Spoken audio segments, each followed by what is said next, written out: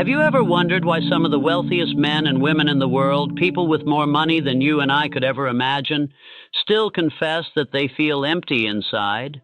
They live in mansions, travel in private jets, and wear watches that cost more than an average man's home. Yet when the lights go out at night, when no applause surrounds them, and when silence fills their room, they feel like beggars of the soul. Why? Because wealth without God is an empty treasure chest. It sparkles on the outside but holds no substance inside. Money is powerful, no doubt. It can build cities, open businesses, and even save lives. But money alone cannot give peace of mind. It cannot give meaning to your existence.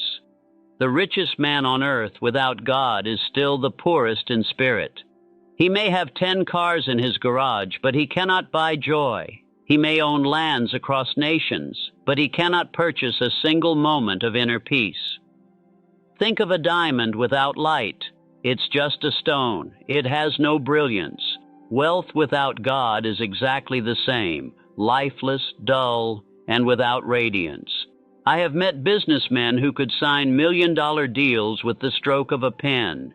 Yet when they looked into the mirror, they saw not a conqueror, but a prisoner, enslaved by greed, anxiety, and fear of losing what they had gained. Why? Because they built wealth without anchoring it in faith. When you live only for money, your victories feel hollow. You celebrate, but the laughter dies quickly. You win awards, but the applause feels shallow. The heart whispers, "Is this all?" And that question burns like fire inside the richest souls. But when wealth is connected to God, everything changes. Suddenly, your money becomes more than numbers in a bank account. It becomes a tool for service, a weapon for good, and a foundation for legacy. A wealthy man without God buys palaces. A wealthy man with God builds hospitals, schools, and shelters. One dies with riches in a vault, the other dies with treasures in the hearts of people. Success is not measured by what you own, but by what you contribute. Without God, you contribute to your own ego. With God, you contribute to humanity. That's the difference between emptiness and fulfillment. What is the use of owning the world if you lose your soul in the process? Imagine for a moment a ship in the middle of the ocean. It has the strongest engine, the most advanced navigation system, and a captain full of ambition.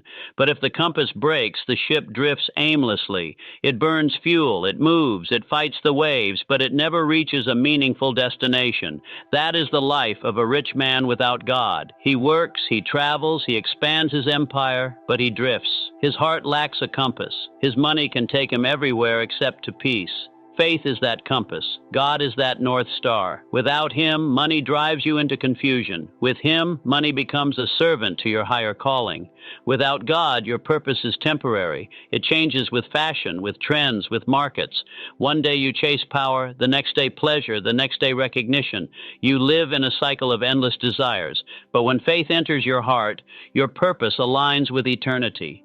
You no longer live just to accumulate. You live to illuminate.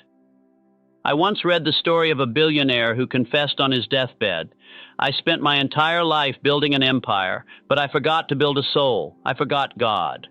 That confession echoes the reality of thousands of wealthy individuals who chase numbers but lose meaning. Faith gives direction beyond money. Faith tells you, your riches are not just for you. They are for service. They are for impact. They are for building a world that reflects love and justice. Money without God says, "I own this." Money with God says, "And I am entrusted with this." And when you live as a trustee of God's blessings, you never feel poor. You feel rich in responsibility, rich in purpose, and rich in meaning. Have you ever noticed how often the world mistakes wealth for happiness?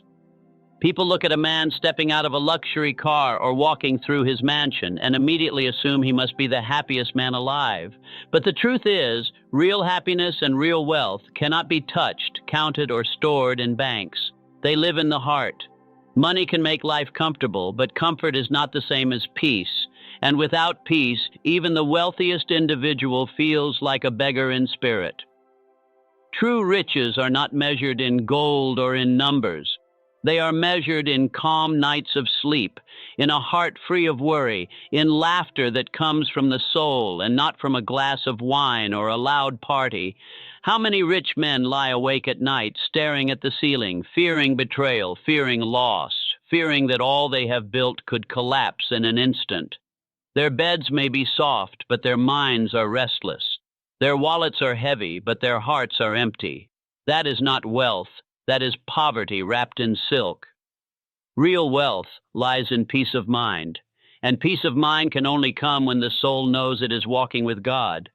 Money without peace is just noise, an endless chase for the next thrill, the next deal, the next investment. But when God is present, even a small amount of wealth feels abundant because it is blessed with meaning. Imagine a man with a modest home, a simple meal, and a heart full of gratitude. He may not have what the world calls riches, but he sleeps soundly, smiles often, and feels no envy. He is rich beyond measure. Compare him to a billionaire who lives in fear, suspicion, and emptiness. The world may envy the billionaire, but in truth, the humble man is wealthier. Peace of mind cannot be purchased. It must be cultivated through faith, gratitude, and alignment with God's will. A man can buy sleeping pills, but not rest. He can buy entertainment, but not joy. He can be company, but not love. These treasures come only from the divine. When the heart is at peace, life itself feels like a blessing, no matter the material balance. And this peace is tied to gratitude. Gratitude is the bridge between wealth and fulfillment. Without it, riches are just numbers that never satisfy. With it, even little becomes enough, and abundance flows like a river. Gratitude transforms wealth into joy. It reminds you that what you have is already a gift, not something you must constantly increase to feel worthy. There are rich people who never taste gratitude. They wake up and complain. They eat at the finest restaurants yet curse the food. They live in palaces but find fault in the smallest things. Their wealth is poisoned by discontent. And then there are people who own very little, yet their eyes shine with appreciation. They say, "Thank you for the sunrise. Thank you for the breath in their lungs. Thank you for the opportunity to live another day." Those people are kings and queens of the spirit. Gratitude crowns them with joy that no bank can buy. When wealth is divorced from gratitude, it becomes a burden. A man with no gratitude always wants more, no matter how much he owns. His hunger is endless, his thirst never quenched. He looks around and only sees what he lacks. This is why many rich people confess that they feel poor. They have millions, yet their hearts are restless because gratitude has left them. But when gratitude returns, even the smallest coin feels golden. Gratitude teaches that true wealth is not in possession, but in perspective. Imagine someone who rises each morning and thanks God before counting money, before reading stock reports, before worrying about gains and losses. That man will never truly feel poor. His gratitude will multiply his joy. His faith will multiply his peace. Even in storms, he will feel rich because his blessings are not bound to material possessions, but rooted in God's presence. Think about it this way. Gratitude is the seed, and peace is the harvest.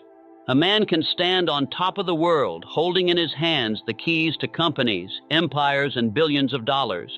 But at the end of the day, when he is alone in his room, he knows the truth. His wealth has no power beyond the grave.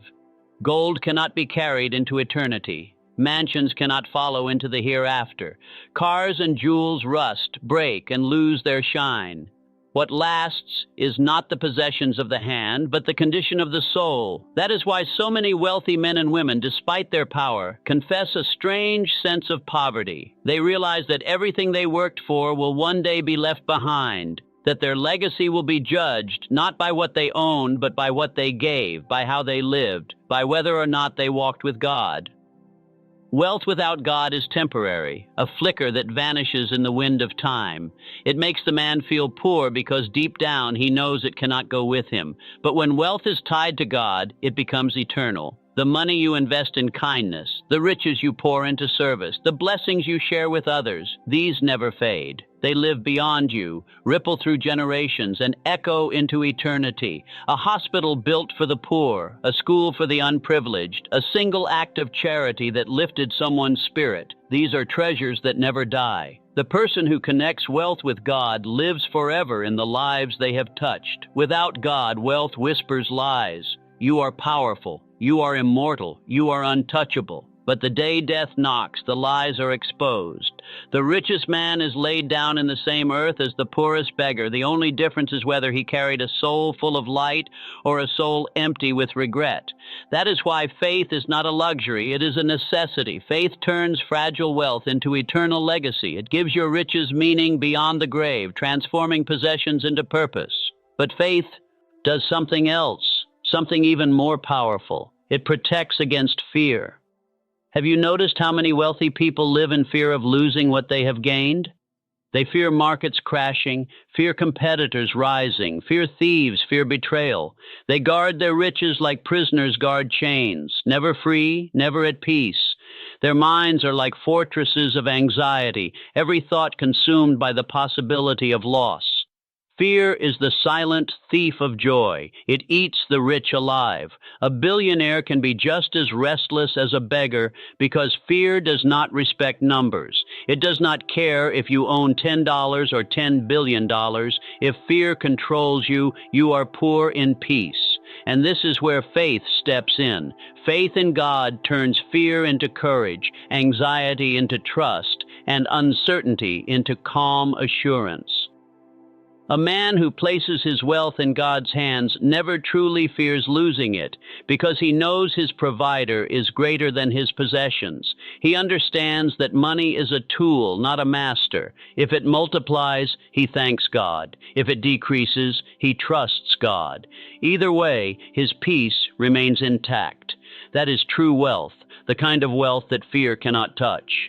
Without faith, wealth is fragile, no matter how large. It stands like a castle of glass, beautiful but breakable. The owner spends his days polishing it, protecting it, fearing the crack that will bring it down.